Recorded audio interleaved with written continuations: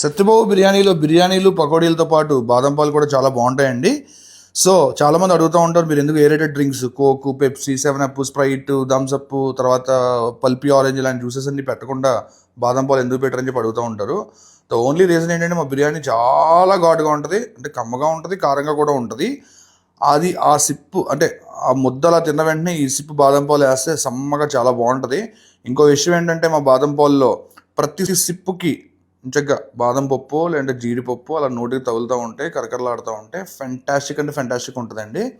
And then మా బాదం పాలు ప్రాసెస్ ఏదైతే ఉందో it's very tedious process. Almost 18 hours పడుతుందండి మొత్తం బాదం పాలు ప్రాసెస్ అంతా చేయడానికి.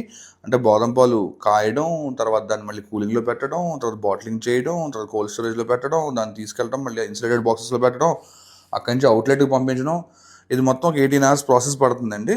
అండ్ ఇప్పుడు చూసారంటే మీరు ఇంచక్క జీడిపప్పు వేసిన తర్వాత బాదం పాలు ఫిల్లింగ్ చేస్తున్నారు కదా. సో ప్రతి సిప్పుకి డెఫినెట్గా మీకు అలా నోటికి ఒక బాదం పప్పు, జీడిపప్పు తగులుతూ ఉంటుంది.